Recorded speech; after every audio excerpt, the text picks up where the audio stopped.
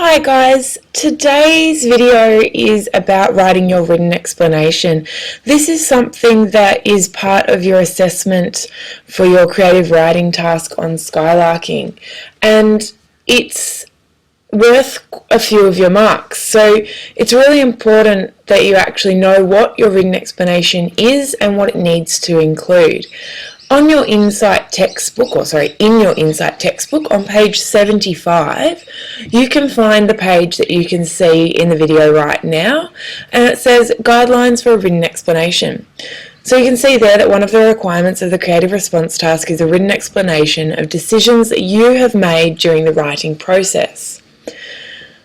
So your written explanation, as that suggests, is all about you explaining what you've done as an author, because as an author you make decisions about how you're going to write things, what you're going to write, and why you're doing the things you do.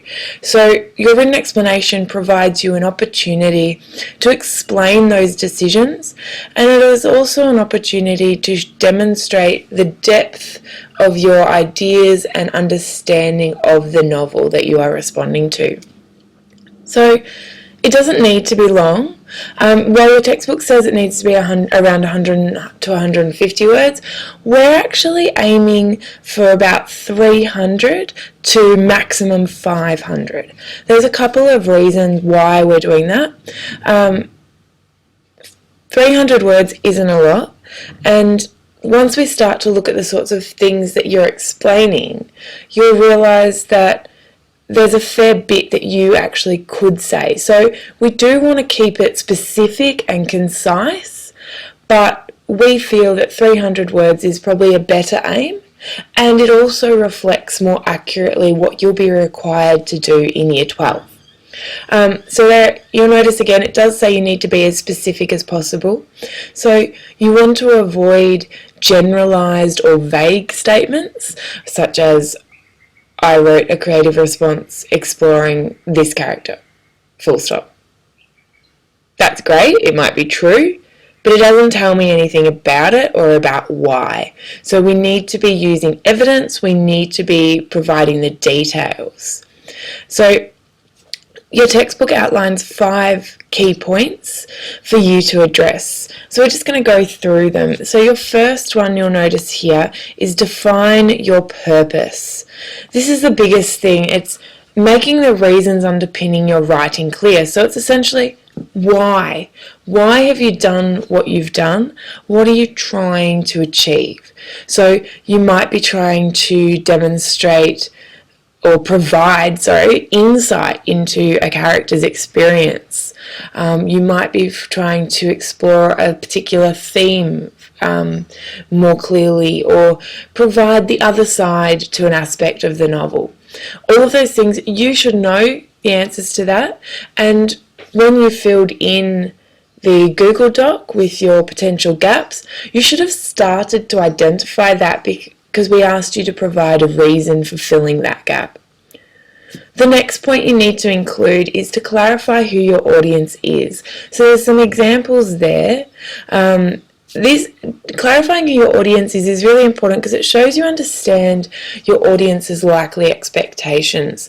For many of you, your audience is probably going to be readers of the novel, so readers of Skylarking, and you're likely to be writing for them to so you're likely to be writing for readers of Skylarking who are interested in the characters and would like to know more.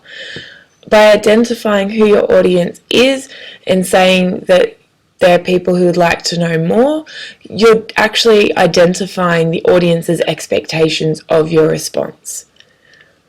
You need to explain the context you have created. So how does your piece relate to the set text? So for you guys, you're filling in a gap, you're writing an addition, but you need to explain a little bit about where in the novel it fits and why.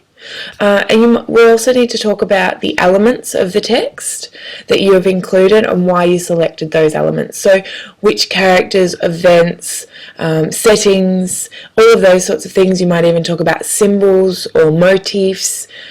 what aspects of the text have you included and how do they help you in your novel?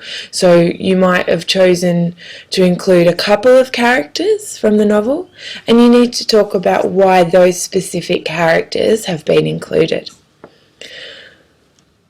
Identifying the form you are writing in. So you are writing an edition again, and most of you will probably choose a first-person perspective to be in line with the narrative in Skylarking. And that's something you can identify. You can identify the fact that you have mirrored Kate Mildenhall's narrative style by using first-person perspective, because that's showing the links with the text as well. Again, you can talk about characters, climax and resolution and explain how you have created them. So you're looking at like the structure and the way you've written your response.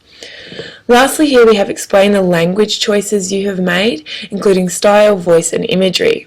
So again, you might make reference to the writing style and the language choices of Kate Mildenhall, so our author. But you might also talk about how you've aimed to replicate the voice of the character that you are writing from's perspective. You might talk about how you've tried to replicate other characters that you've included voices from the original novel. Because remember, your response must exist within the world of the novel. You might talk about how you've tried to replicate Mildenhall's imagery or descriptive language. All of these things are things you can discuss, and if you are discussing them, try to use a couple of examples of when you have done this in your response. It's really good to demonstrate that you know when and how you have actually done the things that you're saying you've aimed to do. So the last point, that's our 5 things. So you'll notice there is a fair bit that you could be explaining, but 300 to 500 words should be enough for you to do that. You don't in no way need to or should go over 500 words. You'll note here that you can write this in first person, so you can say things like I chose to write in the voice of character, whoever, because, or you can write in third person, the voice of character conveys. It's up to you, but you are allowed to use I, so the personal pronouns, because you are the author, you are the person who made these decisions. So in analysing your decisions or explaining your decisions, you are able to use those personal pronouns. There is a handout on Moodle in the Handouts and Resources folder, which is Unit 2, Writing the Reflective Statement. Now this comes from a textbook by Mark Stracey and others. And if you would like some more questions, so more structure in what to include in your written explanation, this can be really helpful. So you'll see here, I'm not going to go through them all, but you look here, in these grey boxes that we have, there are a whole bunch of questions to help lead you in writing your explanation.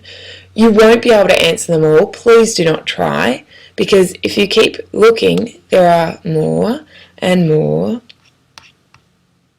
and more and more. But if you get stuck at any point and you're not sure what to include, these questions can be really useful. So please have a look at this handout, and if you have any questions, speak to your teacher about it.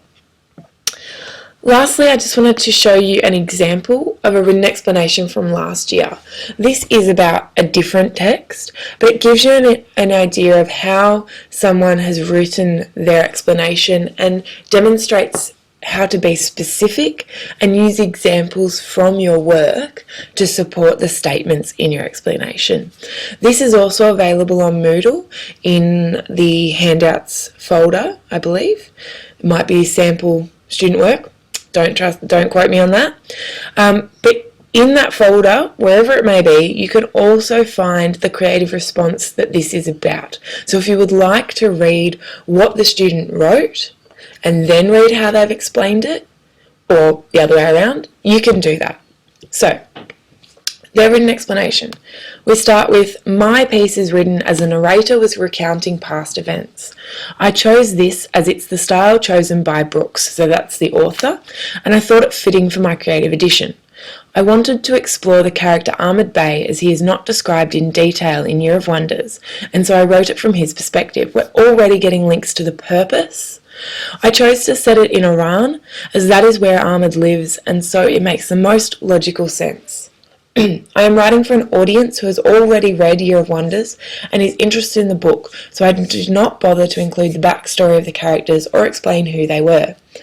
I aimed to mimic Brooks's writing style as closely as possible by using old-fashioned words such as mark, and by being descriptive, giving particular attention to the senses, sound, colours and smells. We can see here that this student has directly identified who their audience is, and we can also see them making links to how they have tried to replicate the author's writing style. Talking about these senses is something that Brooks, the author, does a lot in their novel Year of Wonders. So you can see this student's knowledge of the author and the novel already coming through. As they continue, we start to see more about their purpose. So I wanted to show how strong Ahmed's faith must be, since the only time he has ever yelled was when the rules of his faith were breached. Therefore, I brought up Allah on multiple occasions, the God of Muslims. Again, we're getting specific references to how the student has done what they've aimed to do. I showed how Ahmed thought of all things as Allah's doing, as he believes it was Allah who sent Anna, the protagonist of Year of Wonders, to him, and believes it was Allah who allowed them to build the mosque. I also wanted to show Ahmed's open-mindedness, which I did in Brooks's style. Again, we're seeing links made to the original text and the ways that the student has aimed to mimic or mirror the writing style. So, just as Michael Montpellier had Anteros, Ahmed has Odin. While this shows Ahmed's open-mindedness, it also shows how he values wisdom, as Odin is a pagan god of wisdom. While Brooks presents us with Anna's view of Ahmed, we are not given Ahmed's view of Anna. Since Ahmed is highly religious, I wanted to focus his thoughts of her on religion, questioning her strange behaviour when it comes to faith. However, as they are married, I also wanted to demonstrate his thoughts about Anna on a more personal level, so I wrote of his feelings of working with her. I also wanted to write about Ahmed's qualities, his gentleness and kindness. I displayed gentleness in the way he speaks to Mariam, always polite and flattering. His kindness is shown as he generously pays the messenger boy and buys the carpet for Anna. I wanted to show the contrast in Anna's old life and her new one. To do this, I mentioned ripe apples to symbolise the health of Iran and the fresh start Anna is taking. Meanwhile, Brooks uses a rotten apple to symbolise the death of the town Im. So again, we can see here how the student is mirroring what the author has done. They're using the symbols that the author used, but using them in their own way. So again, we're seeing that depth of knowledge and understanding of the way the original novel is written and how this student can use it in their own writing. I hope this has helped you guys.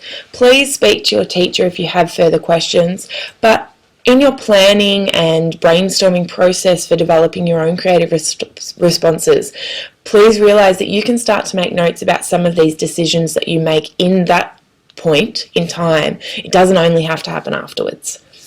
Good luck, guys!